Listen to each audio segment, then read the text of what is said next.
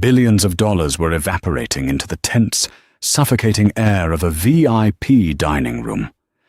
Adairson Pembroke watched his entire corporate empire crumble simply because he couldn't speak the language.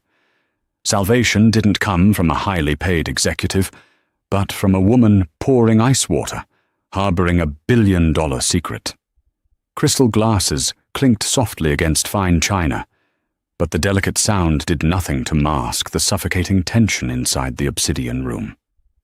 Tucked away in the most exclusive corner of the Waldorf Astoria, the private dining area was designed for celebrations and victory dinners. Tonight, however, it felt like a polished mahogany execution chamber. Adairson Pembroke, the 58-year-old founder of Pembroke Dynamics, adjusted his silk tie for the fourth time in 10 minutes. His usually sharp, commanding presence was unraveling, replaced by a cold sweat that gathered at his temples.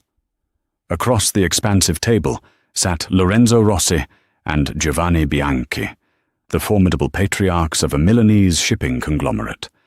They controlled the European trade routes Adairson desperately needed to finalize a $2.8 billion merger. Without their signature on the heavy stack of documents resting between the bread plates, Adairson's company would face a hostile takeover by the end of the fiscal quarter. Everything had been meticulously planned. The menu featured imported white truffles. The wine was a rare vintage from Lorenzo's home region. The only missing element was the most crucial one: Philip, Adairson's elite corporate interpreter. "Call him again," Adairson hissed under his breath, leaning toward his chief financial officer, Gregory Mitchell. Gregory, a man whose perfectly styled hair and tailored suits often masked a chillingly calculating demeanor, checked his phone with agonizing slowness. "Go straight to voicemail, Adairson. I told you, Philip sent an email an hour ago, claiming he had a severe medical emergency. Food poisoning, he said. There is absolutely nothing I can do. You could have secured a backup." Adairson's voice was a strained whisper, desperate to keep the panic from echoing off the soundproofed walls. "We are sitting across from the most traditional, prideful businessmen in Italy. They specifically requested this meeting be conducted in their native tongue as a show of good faith. I know 3 words of Italian, Gregory, and 2 of them are pasta varieties." Gregory casually picked up his water goblet. "We will just have to rely on their limited English, or use a translation app. Relax, Adairson. The deal is too lucrative for them to walk away over a scheduling hiccup." Across the table, Lorenzo and Giovanni were exchanging rapid, heated whispers. Their body language was rigid. Lorenzo, an imposing figure with a silver beard and eyes like flint, tapped his gold watch significantly. Standing practically invisible against the velvet-draped walls was Brooklyn Lawson. Clad in the crisp, black and white uniform of a high-end server, she held a silver tray perfectly balanced against her hip. Brooklyn was 34, with tired eyes that held the weight of a past she actively tried to forget. To the men in the room, she was part of the furniture, a silent ghost meant to refill glasses and clear plates without drawing breath, let alone attention. But Brooklyn heard every word. More importantly, she understood every word. "These Americans are insulting us," Giovanni muttered in rapid, flawless Italian, leaning closer to Lorenzo. "They invite us to their city, promise to honor our customs, and then sit there staring at us like deaf-mutes.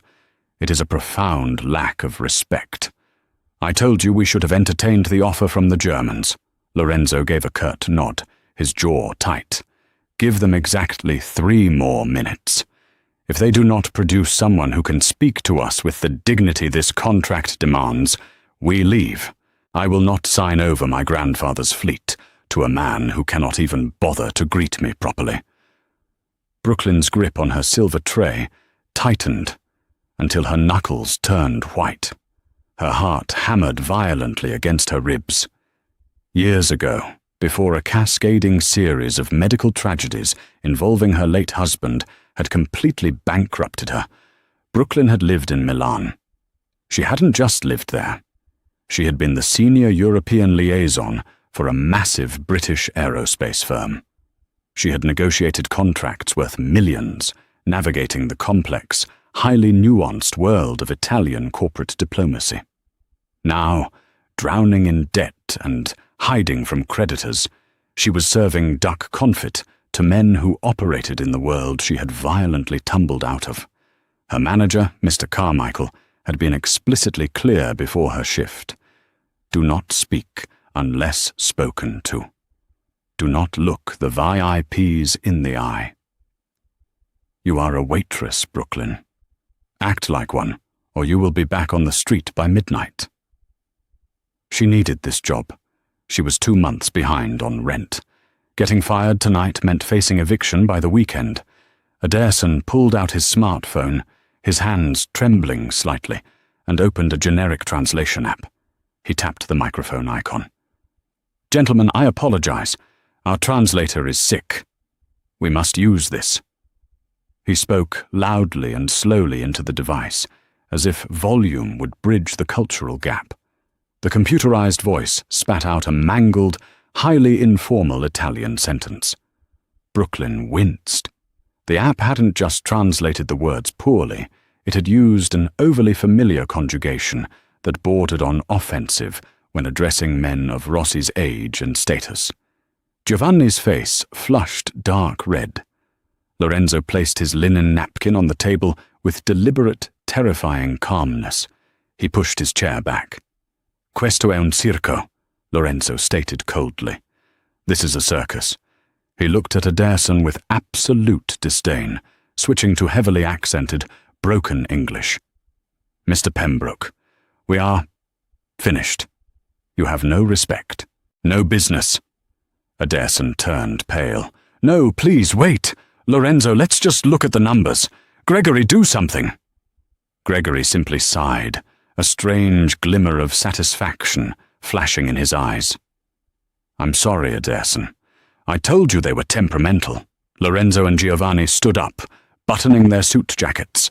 $3 billion, the entire future of Pembroke Dynamics, and thousands of employee jobs were walking toward the oak doors.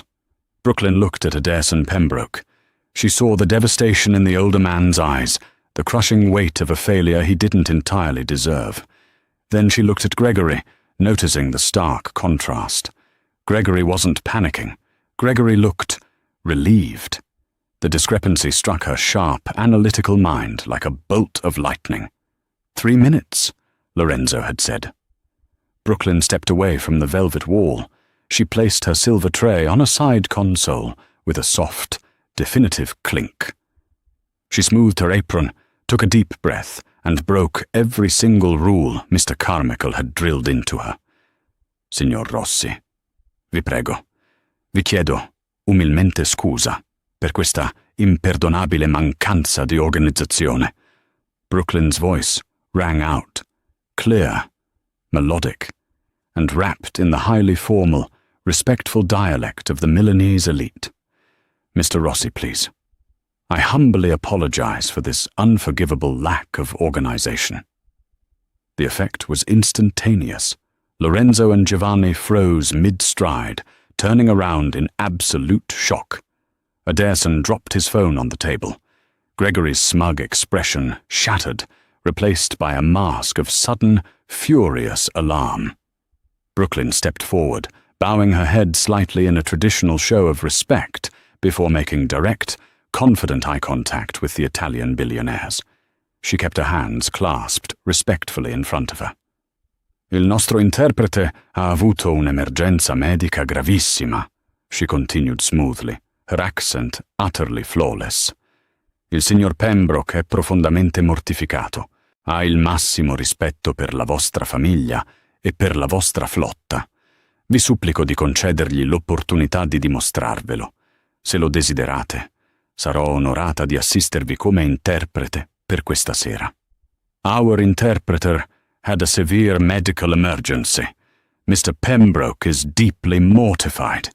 He has the utmost respect for your family and your fleet. I beg you to grant him the opportunity to prove it. If you wish, I would be honored to assist as your interpreter for the evening." Silence descended on the obsidian room, heavy and thick. Lorenzo stared at the waitress in the uniform, his eyes darting over her unassuming appearance, trying to reconcile it with the aristocratic Italian rolling off her tongue. "Who on earth do you think you are?" Gregory snapped, finally recovering his wits. He stood up aggressively, pointing a finger at Brooklyn. "You are serving staff. Get out of this room immediately before I have management throw you out." "Gregory, shut your mouth!" Adairson barked, his voice suddenly finding its legendary authority. He looked at Brooklyn as if she were an angel descended from the ceiling. He didn't know what she had said, but he saw the tension visibly drain from the Italian's shoulders. "Miss Brooklyn, sir," she replied quietly, briefly reverting to English. "Brooklyn, can you translate for us?" "Truly?" Adairson asked, desperation evident in his tone. "Yes, Mr. Pembroke. I am fully fluent in corporate Italian, specifically the Milanese dialect," she answered, keeping her posture rigid. Gregory practically lunged forward. "Adairson, you cannot be serious. She's a waitress. This is a highly confidential, multi-billion-dollar merger. She hasn't signed an NDA, she has no security clearance, and she's completely unqualified. This is a catastrophic breach of protocol." "The protocol is already breached, Gregory, because our designated guy is suddenly missing." Adairson fired back, his eyes narrowing at his CFO. "And right now, this waitress is the only thing keeping my company alive." "Sit down." Adairson turned back to the Italians and gestured warmly toward the table. Brooklyn immediately translated his welcoming gesture into a formal, elegant invitation in Italian, softening Adaerson's blunt American edges with the necessary cultural padding. Lorenzo looked at Giovanni. A small, amused smile tugged at the corner of Lorenzo's mouth. "Una cameriera con il vocabolario di un diplomatico," he murmured. "A waitress with the vocabulary of a diplomat." He slowly unbuttoned his jacket and returned to his seat. Giovanni followed suit. Adairson let out a breath he felt he had been holding for 10 years. "Brooklyn, please pull up a chair, right here next to me." "It would be more appropriate if I stood, Mr. Pembroke," Brooklyn replied softly, acutely aware of the security cameras in the corner of the room. "Nonsense. You are my voice now. Sit," Adairson commanded gently. For the next 2 hours, the obsidian room transformed into a high-stakes battlefield, with Brooklyn acting as the sole bridge over a chasm of cultural differences. She was magnificent. She didn't just translate words, she translated intent. When Adairson was too aggressive regarding profit margins, Brooklyn subtly softened the phrasing to frame it as a mutual benefit. When Lorenzo became defensive about employee retention, Brooklyn relayed his concerns to Adairson with the precise emotional weight required to make Adairson understand. She was in her element, the dormant gears of her brilliant mind turning with exhilarating speed. She felt alive for the first time in years.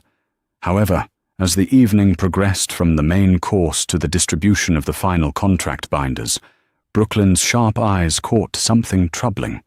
Gregory slid a thick, leather-bound portfolio across the table toward Lorenzo.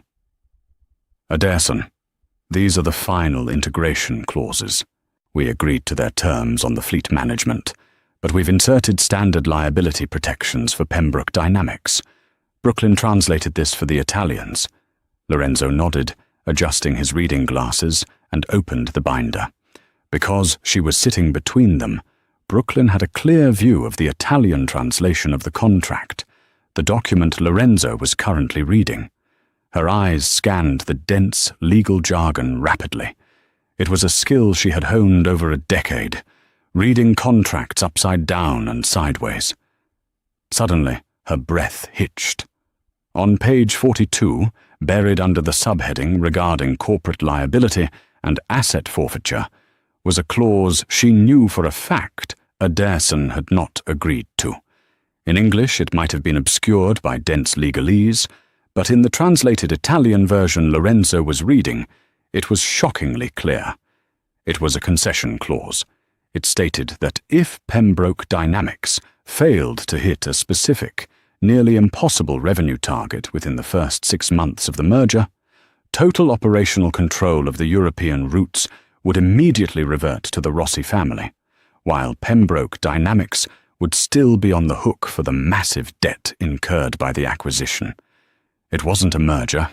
It was a trap, a beautifully orchestrated suicide pill for Adairson Pembroke's company. Brooklyn blinked, her mind racing.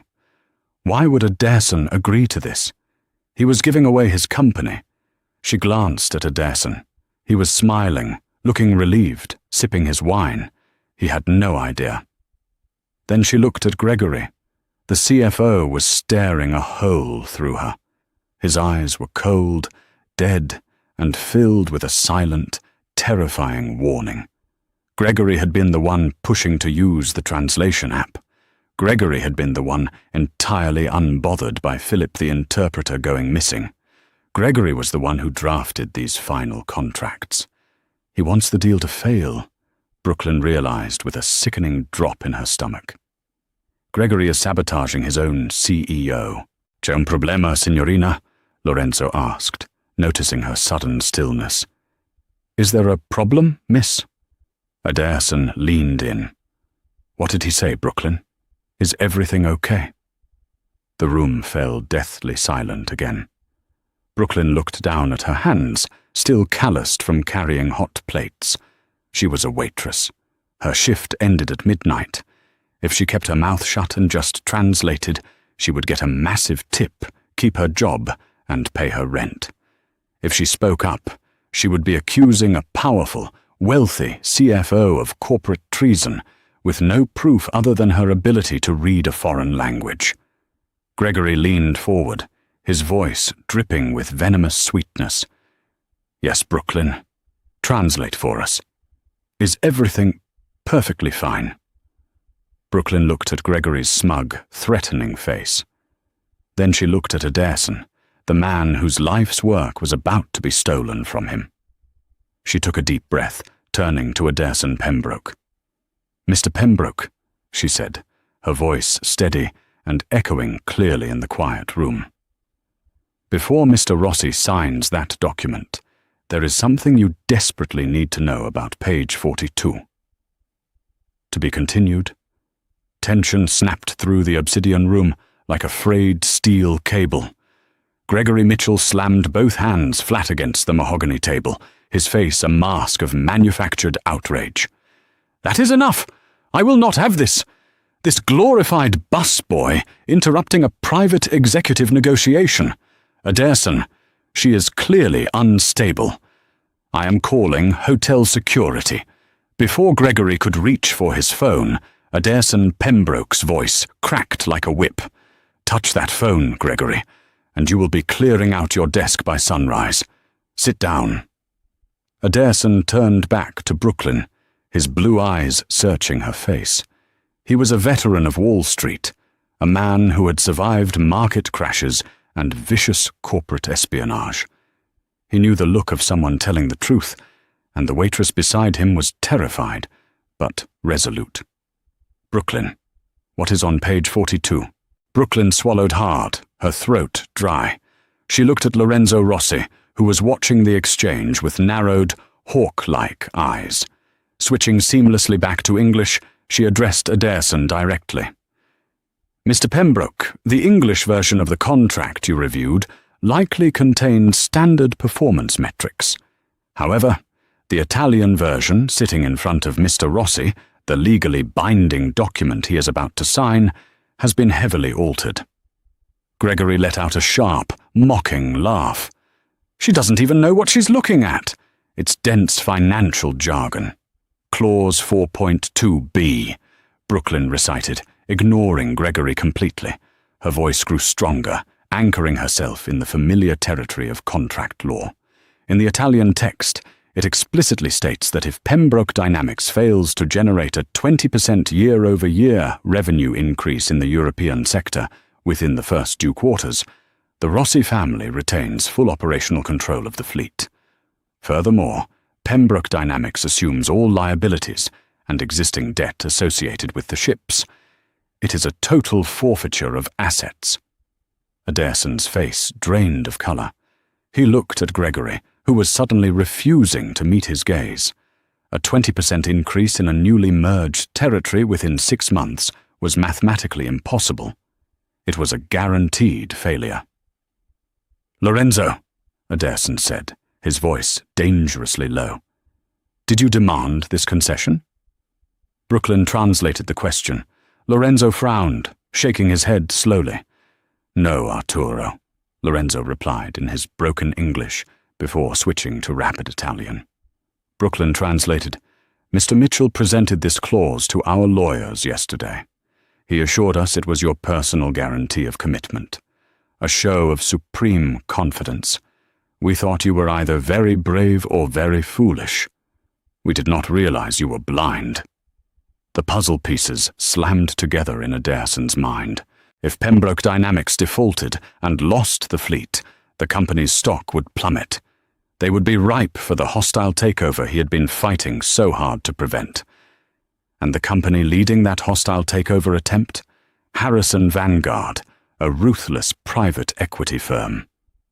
"You sold me out," Adairsen whispered, staring at his chief financial officer. "You made a backdoor deal with Harrison Vanguard. You needed this merger to happen, but you needed it to fail immediately afterward.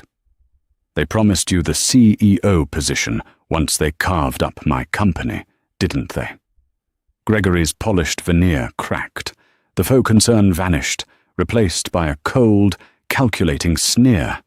He adjusted his expensive silk tie. "You are a dinosaur, Adairsen. You run this company like a family grocery store. Vanguard has the capital to take us global, but they needed you out of the way. And honestly, this would have gone off without a hitch if Philip hadn't eaten that bad oyster." Brooklyn's eyes widened. "He didn't eat a bad oyster," she breathed, the realization dawning on her. "You poisoned him. You gave him something to ensure he'd be incapacitated tonight. You needed to use the translation app or a weak backup to push the Italian documents through without Adairsen ever knowing what they said." "Prove it," Gregory challenged, a smug smile returning to his lips. "It's my word against a waitress who belongs in a soup kitchen." "I don't need to prove it to the police, Gregory," Adairsen said softly. "I just need to know it myself. You are fired, effective immediately. Leave this room before I have you thrown out the window."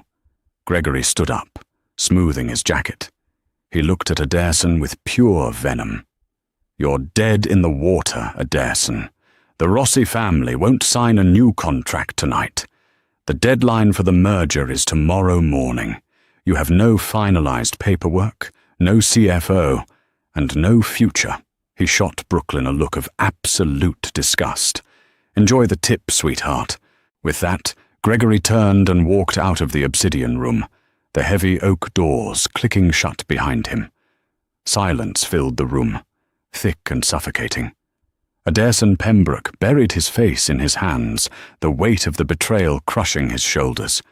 He had built Pembroke Dynamics from a single warehouse in Queens to a global empire, and his most trusted advisor had just driven a knife into his back.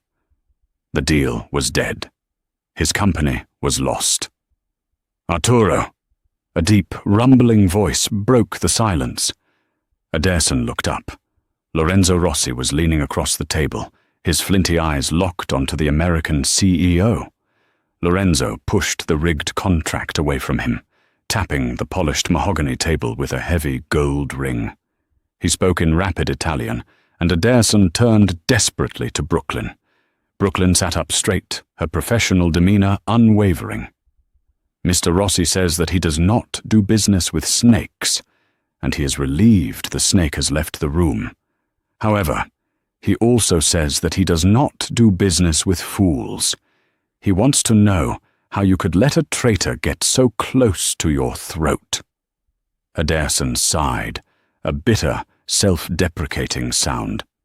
Tell him I let my vision for the future blind me to the reality of the present. I trusted the wrong man. But tell him my company is solid. My vision for our partnership is genuine."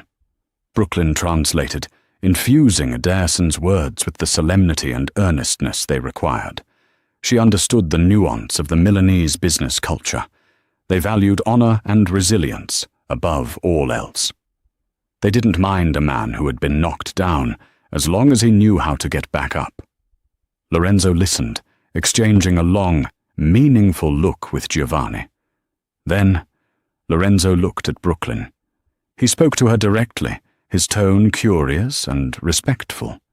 "He is asking about you," Brooklyn told Ederson, a faint blush coloring her cheeks. "He wants to know where I learned to speak the language of the Italian corporate courts with such precision. Tell him the truth," Ederson urged gently. Brooklyn took a deep breath. She looked at the billionaires, switching to Italian. "Before my husband was diagnosed with stage 4 glioblastoma, I was the senior director of European liaisons for Rolls-Royce Aerospace in London. I handled their contracts in Milan, Rome, and Turin. When the cancer progressed, we moved back to the States for experimental treatments at Mount Sinai Hospital. The insurance capped out. The treatments drained our savings, our investments, everything. He passed away 18 months ago. I lost my career, my home, and my credit. This job at the Waldorf was the only one that didn't require a background credit check." Lorenzo's expression softened dramatically. The stern patriarch bowed his head in a gesture of profound respect. "Una donna di immenso onore," he murmured. "A woman of immense honor." He turned to Ederson, his decision made. "Arturo, we have 3 hours before midnight. This waitress of yours, she knows contract law, she knows our language, she knows our culture. If we tear up this poisoned document and draft a new one tonight, just the core terms, binding us together, will she translate it for us?" Ederson's jaw dropped. He stared at Lorenzo, then at Brooklyn. "He wants to rewrite the terms tonight. Right now, with you mediating." Tears pricked the corners of Brooklyn's eyes, but she blinked them away, her spine straightening into the posture of the executive she used to be. "I would be honored, Mr. Pembroke." For the next 3 hours, the Obsidian Room became a flurry of frantic, brilliant negotiation. Brooklyn was a maestro conducting a symphony. She wasn't just translating, she was catching loopholes, suggesting compromises, and bridging the gap between American corporate aggression and Italian traditionalism. She drafted notes on the backs of menus, her mind operating at a terrifying, beautiful speed. By 11:45, a handwritten, legally binding letter of intent lay on the table, outlining the true parameters of the $2.8 billion merger. There were no suicide pills, no hidden traps. It was a partnership built on mutual respect and sudden, unwavering trust. Lorenzo Rossi signed his name with a flourish. Ederson Pembroke signed his name with a trembling hand. Just as the final signature was placed, the heavy oak doors swung open. Mr. Carmichael, the restaurant manager, stormed into the room, his face purple with rage. "Brooklyn!" Carmichael barked, completely ignoring the billionaires at the table. "What in the name of God are you doing sitting at a VIP table? You are a server. You are fired. Get your apron off and get out of my restaurant immediately." Brooklyn froze, the harsh reality of her present situation crashing back down upon her. She began to stand up, her hands reaching for the strings of her apron. "Excuse me." Ederson Pembroke's voice boomed, freezing Carmichael in his tracks. The CEO stood up, buttoning his jacket, projecting the aura of a man who controlled billions. "Are you the manager?" "Yes, sir, Mr. Pembroke. I am so terribly sorry about this insubordinate—" "Shut up," Ederson commanded. He walked around the table and stood next to Brooklyn. "Brooklyn Lawson is not a server. She is not insubordinate. And she is certainly not fired by you, because she resigned 5 minutes ago." Carmichael blinked, utterly bewildered. "She resigned?" "Yes," Ederson continued, turning to look at Brooklyn with a smile that carried the warmth of a second chance. "Because she has just accepted a position at Pembroke Dynamics as our new Executive Vice President of European Operations. Her starting salary is $750,000 a year, complete with full medical benefits and a signing bonus that will clear whatever debts she currently holds." Brooklyn gasped, her hand flying to her mouth. The silver tray she had abandoned hours ago gleamed in the background, a relic of a life she was leaving behind forever. Ederson extended his hand to her. "If you'll have me, Brooklyn, I desperately need someone who can read the fine print." Brooklyn looked at the calloused hands that had carried plates and scrubbed floors to survive the worst tragedy of her life. Then she looked at the outstretched hand of a man whose empire she had just saved. She took his hand, her grip firm and professional. "I would be honored, Ederson." Lorenzo Rossi raised his glass of rare vintage wine, a genuine smile breaking across his weathered face. "A Brooklyn," he toasted in Italian. "Alla verità." To Brooklyn, to the truth. Did you love this incredible story of betrayal, intellect, and ultimate redemption? Brooklyn proved that your current circumstances never dictate your true value. If you want to hear more thrilling, real-life corporate dramas and inspiring comeback stories, hit that like button right now. Don't forget to share this video with someone who needs a reminder of their worth, and subscribe for more epic tales.